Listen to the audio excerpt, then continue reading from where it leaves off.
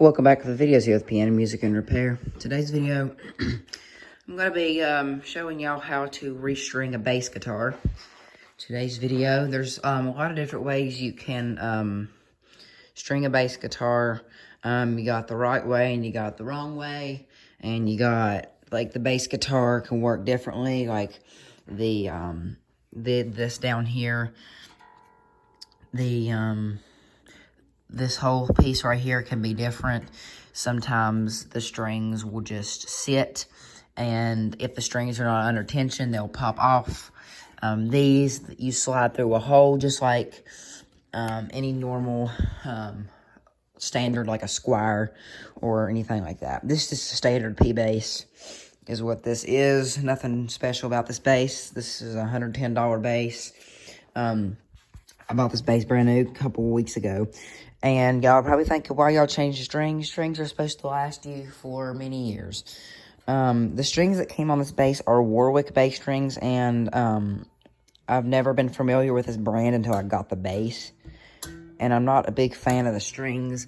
They are pretty rough. Like, they're really rough strings, and it doesn't feel good on my fingers when I move, when I'm sliding around. And what scares me is this up here of how they're wrapped. This is the Glary, GP2.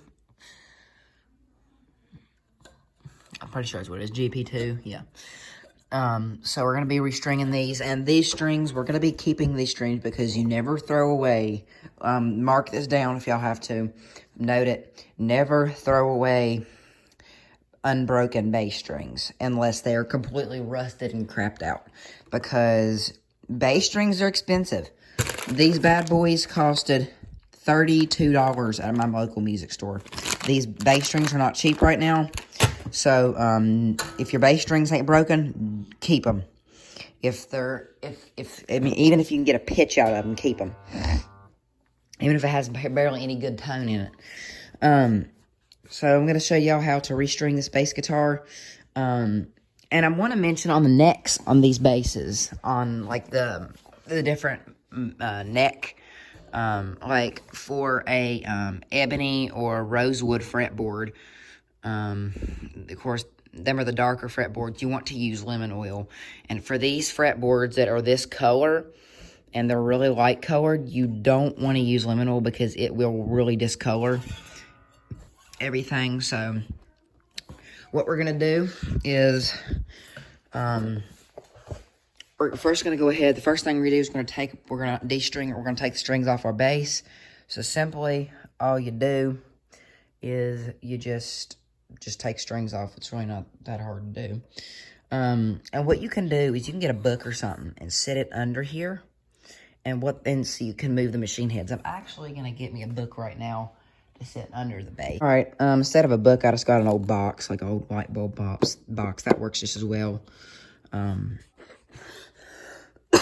So anyway, we're just gonna start by taking the strings off the bass, and you'll see down here that it'll turn.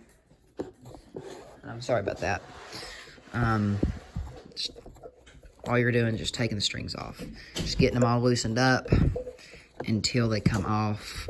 And you'll see that you'll notice real quickly when it gets really loose. So, and then just that bass string. And once that bass string gets loose enough, it pops right out. And the good thing about bass strings is you can reuse them. You see that hole right there? All right, there's a hole inside. Let that focus there. There's a hole right there. Can y'all see that hole? All right. I'll show you the mistake people do when restringing bass guitars here in just a minute. So this is my E string. So we're just gonna, and a lot of people, what they'll do, they'll take all the strings off and leave them in there. I'm sorry, it's not good to do that, because you're gonna scratch the fire out of your bass if you move it around when you're trying to restring it. So it's kind of hard sometimes. But like I said, you want to avoid scratching your bass. And I mean, this bass right here, if it gets scratched, I don't really care, because it's my little bass that I fiddle around with. It's my practice bass, and that's the only bass I got. But still, I mean, I mean, what's the scratch going to do? Is it going to, I mean, it ain't like the neck's broken or nothing. But yeah, be very careful. These bass strings are very big. You want to be careful popping it out. Like I said, you don't want to, try not to scratch it. I have this piece right here on this I'm on an air hockey table, and this piece right here is blocking it from hitting the bass. So just push that out. Be careful. I know that sounds horrible. I hate it too. It's not very pleasant, I know. But someone's got to do it.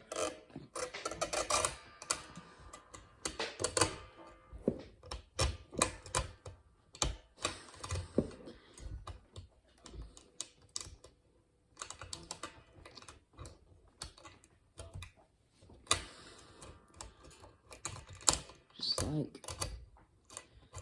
that. The bass string is out.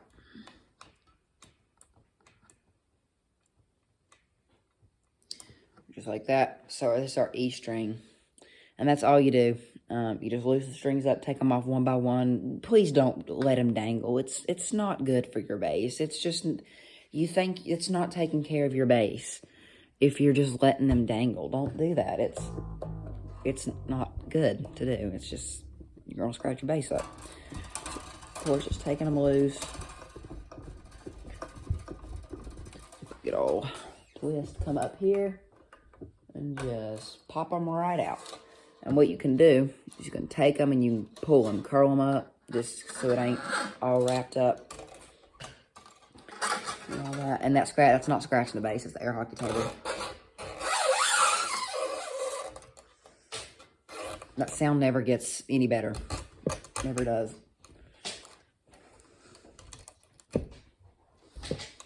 It's the worst sound you can ever listen to. Okay.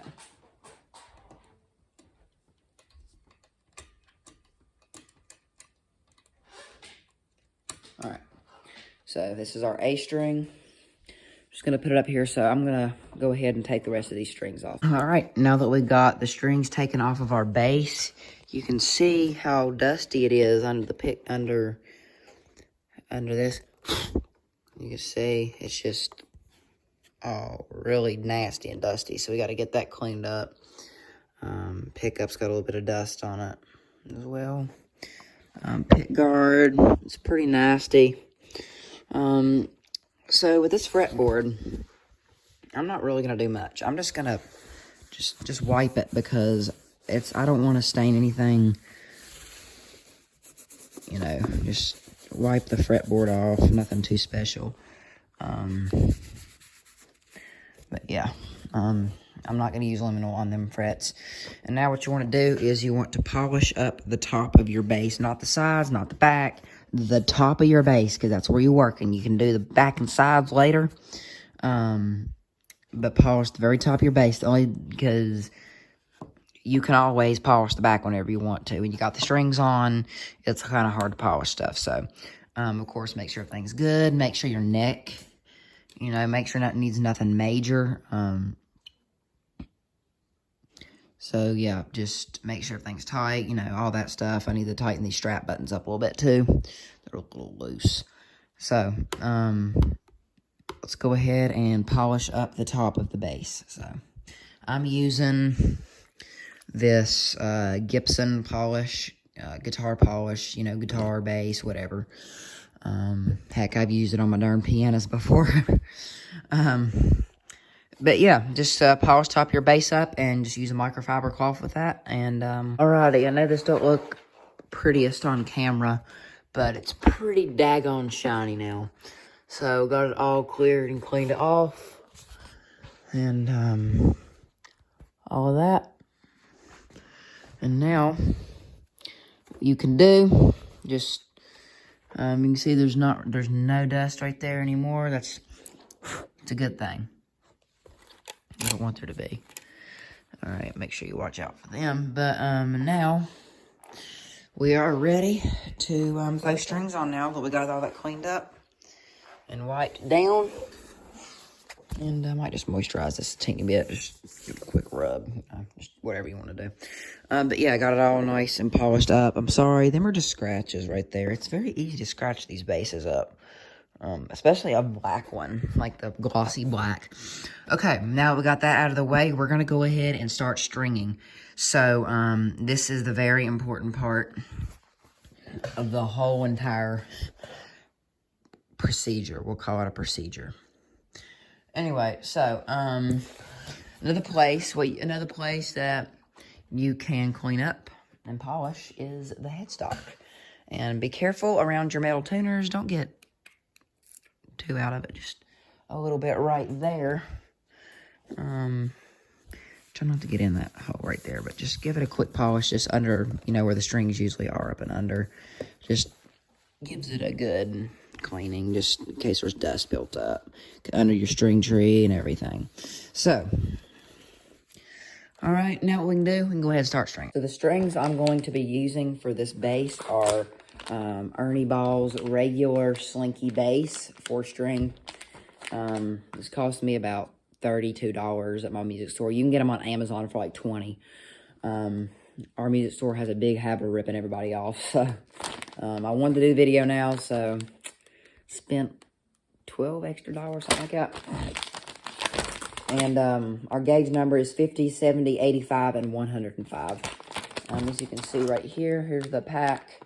And what you can do is, since we're salvaging them bass strings, what you can do, you can get your cutter, scissors, clippers, whatever you want, and just clip the strings at the top right here. Don't just rip it open, because I'll show you in a minute why. Just be easy and just, yeah. And just try not to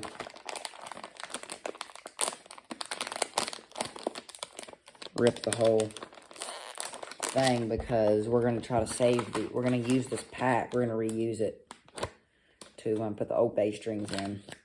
So it's good just to be easy. You get what I'm saying?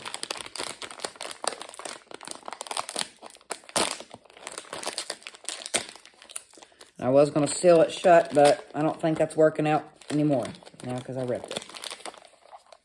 Okay. It smells like helium. It always does for some reason. All right. So, our bass strings. We're going to take all 4 bass strings out.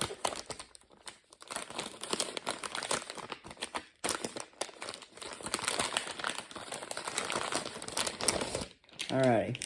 Keep this packed. So, here are our bass strings. Custom gauge bass strings. So, I have 4 different gauges here. What I'm going to do is I'm going to scoot my camera back just a teeny little bit there.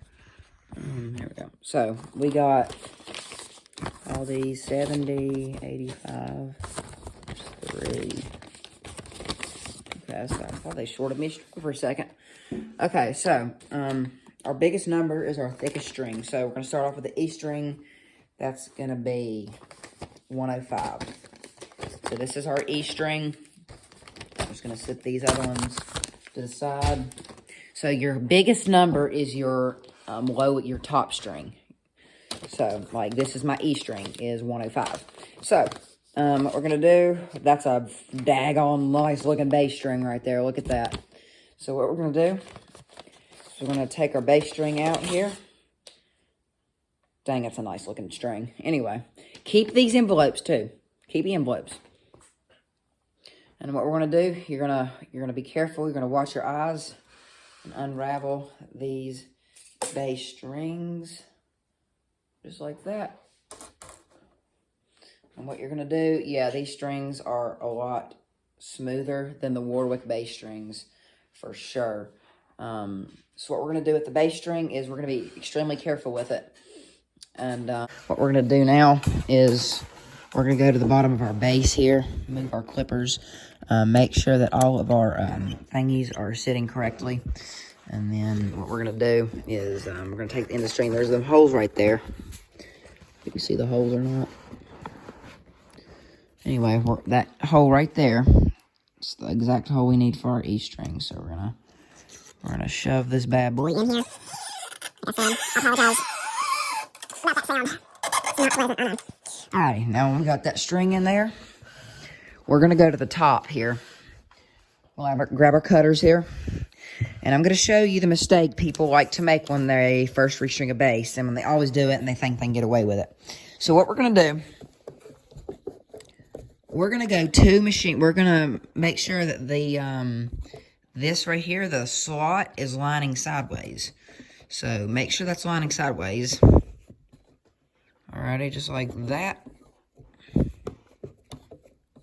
And now what we can do, what we want to do now, is, because I know people do this crap all the time.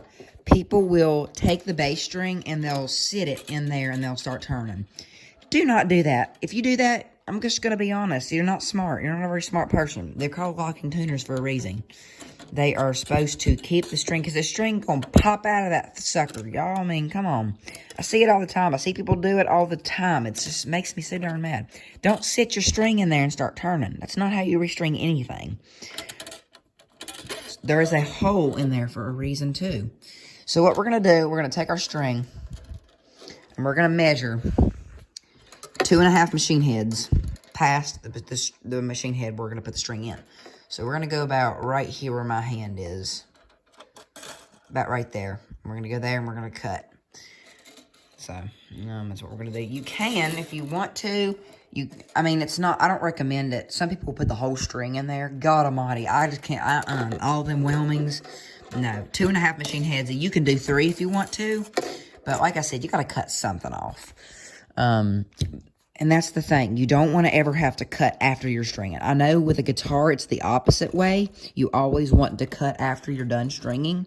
But with a bass, you don't want there to be any edges. Your only sharp edge is going to be in that hole. That's where it's supposed to be. So, let's go ahead and do this. So we're going to take our string. We're going to measure 2 machine heads past 2.5 machine heads. I mean, get by with 3. I'm going to cut about right there. I'm going to get my clippers here. And I'm going to cut the string. Go about right. I'm going to go about 3 machine heads, just on 3. Go about right there and cut. It's real thick. These strings are really thick, y'all, and it's hard to cut them, so. There we go. Alright, so we got that. About 3 machine heads, but hey, it's still okay. So, what you want to do now? You want to make sure that this right here is facing sideways and not up and down or any way crooked. So, take our bass string. Don't worry about slack. It's not a guitar. It's not a guitar. We don't give slack. We just gave the slack by cutting our strings right there. We measured up the top and we cut it. It's the opposite. Sometimes people do what they're supposed to do. It's confusing. So on a guitar, you don't measure anything. You give slack before. On a bass, you cut and give slack. People do that on guitar. You don't really do that unless you're doing a bass because of the machine heads. It's the machine heads. That's all it is. If the machine heads just had a hole in it that you push it straight through, then yeah, you would string it like a normal guitar. But with a bass machine head, if it has a slot and a hole in the middle of the slot, then you just restring it. And you push the hole and this is what you do. You take the string right here. No slide, don't even worry, don't worry about scrap. Don't you be doing this stuff now. What you do, you take it and you push it in this hole until it quits. Now once it's in that hole, you're going to push it down. Just like that. Give it a nice bend right there. Alright. Now what you do, you start tightening that string up. And you're wanting to hold your finger down to make sure your windings are going down as well. So you can kind of see what we got here going. Just string in there. Little going up and then it's coming out. So that's what we're working with right there. So hold it down and tune it up and you'll have your first note on that string. That's all you do. Just push it in that hole and just push down and start turning. It's going to take a little bit, and it always does. Kind of get it on the nut right there. But yeah, just kind of turn it there. But yeah, like I said, you cut first. You know, you don't worry about slack or nothing. You know, when you cut the string, that's when you're giving the slack. You cut it to the certain amount of slack you're needing. So that's how you do it. And these bass strings are pretty thick too. Like I said, just make sure you're pushing it down so the windings are not going up, because if your windings going up, they're going to pop off, and it's just not going to be good. Make you look kind of stupid. But just like I said, just keep doing this. And it's really simple. It's a lot easier than stringing a guitar, in my opinion.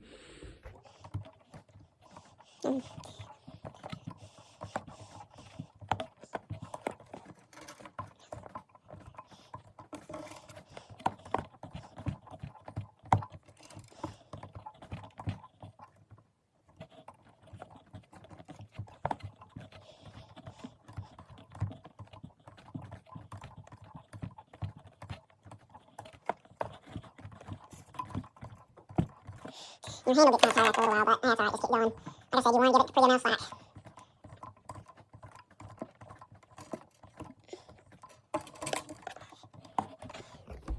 And what you want to do now, once you get it on there, you want to make sure that the string is on the nut. So make sure it's on that first nut slot right there. And you really want to make sure of that.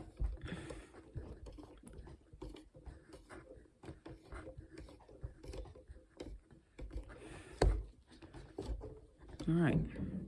And now our first string is on. Let's hear it. And it's going to do that popping.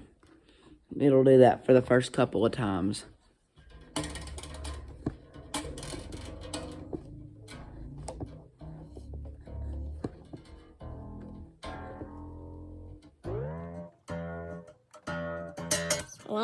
It's on.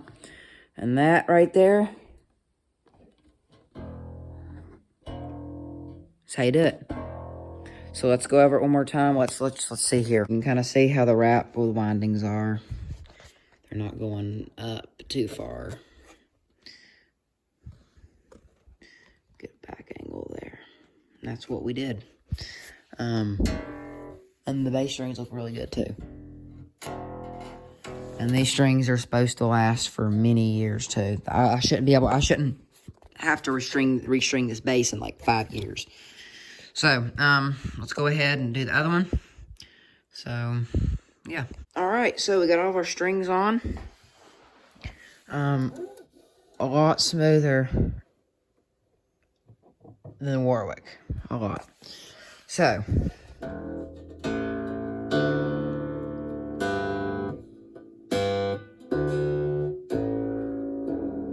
they tune it up a little bit, but you can kind of see here on the headstock. And another thing I want to mention, when you're tuning, when you're putting on the D and the G string, what you want to do is you want to make sure when you're tightening that up, make sure it's on the nut right here. This white piece is called the nut. This right here. Make sure it's on that nut slot. And on this thing, it's a string tree, and what it does is it pushes the string down so it has the correct angle over the nut. So you want there to be tension on the nut, because if there's not very much tension, it's separating notes. Same string, two different pitches. So you want that angle, and it puts more tension over the nut. So this over here can get a nice long open sound, while this just hooks up to these. Anyway, so basically, you can see the windings we got here. They look pretty good, pretty decent, you know. About as good as you can get them. Like I said, it all depends on how much you cut your bass strings. And you can reuse bass strings depending on the scale length of your bass. Like them Warwick strings, if I wanted to throw them stupid things back on, I could do it right now. Yeah, I mean, they're not like guitar strings. It's kind of hard to put guitar strings back on unless you never cut them once you put them on. Anyway, so we got the bass restrung. Now we're going to talk about keeping old strings. So your new string pack, what you're wanting to do is you're wanting to find your heaviest gauge, which is 105. That's the E string. And you're wanting to put your E string in here, whelm it up into a ball, or not a ball, just kind of wrap it up, put it in that sleeve, shut it, and then you'll put them in that green pack, and then you can staple the pack, tape it. Heck, I don't care what you do with it. You know, try to seal it back somehow, and you can keep the bass strings for the future in case you maybe break one or something happens along the road and you need another bass string somewhere. So you got it. So yeah, so let's go ahead and get them strings packaged up. The old ones, and then we're gonna get this bass tuned up. We're gonna plug it in, and we're gonna see how it sounds. So let's do it. Alrighty, so we got the bass strings, the old strings all packaged up in here in the right numbers. You can seal it however you want to. I'll probably just end up shooting it up with a couple of staples and call it done. But yep, and you can keep the strings. I'm going to keep this in my gig bag just in case something happens if I'm playing somewhere. So, and that's really all there is to restringing a bass. Of course, everything looks pretty good. And everything feels pretty good too. So we're going to take it upstairs to my digital piano amplifier. And we're going to take it upstairs. And here's a piano. There's some dampers that I'm working on for a spin-it piano. I'll show you all that later on. Haven't had time to do that right now. I'll show you that piano later. So we're going to take it upstairs. Let's take his bass upstairs, tune it up, plug it in, and get it to playing. So let's do it. Alrighty, so we're upstairs, and we got the bass all plugged up. I don't really have an amp. I have my digital piano. It's what I'm using. So that's what I'm using, my digital piano. It doesn't amplify the best, but you can still get a little bit of sound, if you can hear that. Anyway, I made sure the bass was pretty well decently in tune. So, probably not perfect, but it'll do. So, these are the Ernie Ball regular Slinkies, bass strings.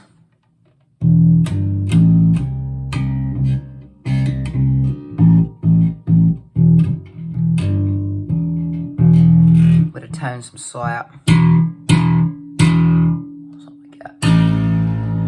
But, one thing I noticed with the A string right away, if I'm playing the A string, and this is probably just my string, or maybe probably even my bass. You'll notice when your piano's out of tune, you'll hear this. I'm kind of getting that vibe with the string right here, my A string. But other than that, I have no issues out of it. The string sounds good other than that. I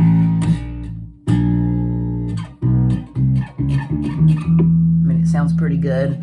I mean, like, especially if you're a beginner, you know, pretty good for that too.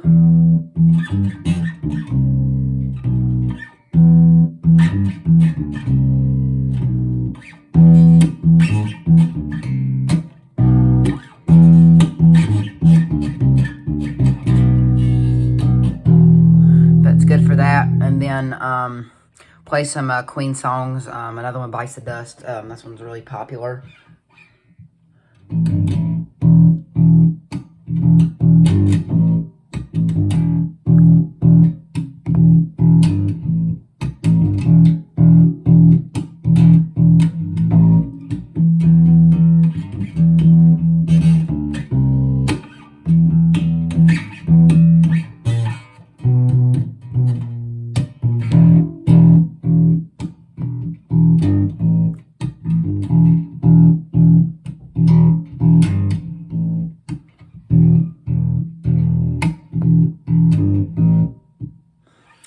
So get an idea, and if you want me to slap it, I'll slap it too.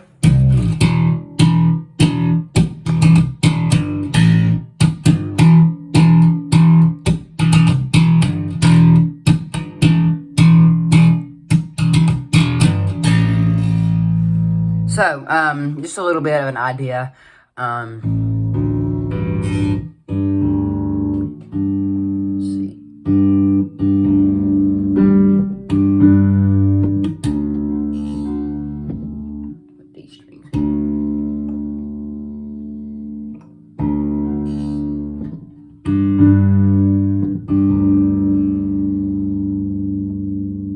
Good right there.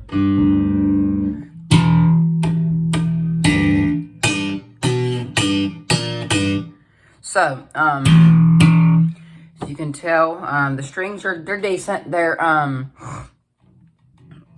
pretty good strings.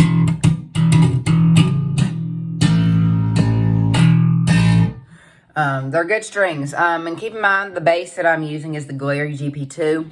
So it's the Glary's upgraded model. Their bass.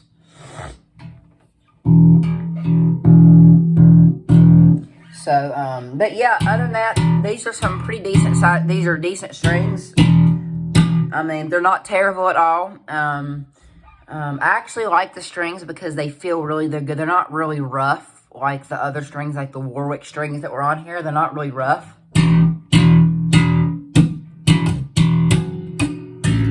Not really rough, but it does sound pretty good overall. I'm not a pro bassist, as you can tell. But simple bass riffs. But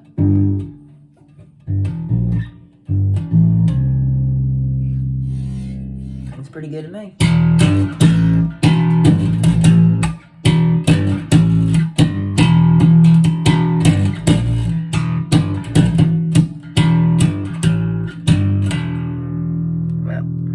Yep, that's like I said, don't have an amp.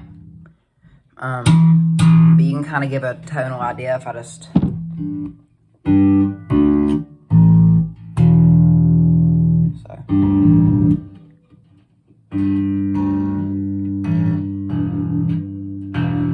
But yep. But there it is. Decent strings, they hold up. I've had these on for a couple days actually. I took them to school and I played them at school. And they work pretty good, so hope y'all enjoyed. And be sure to leave a like and subscribe. And yeah.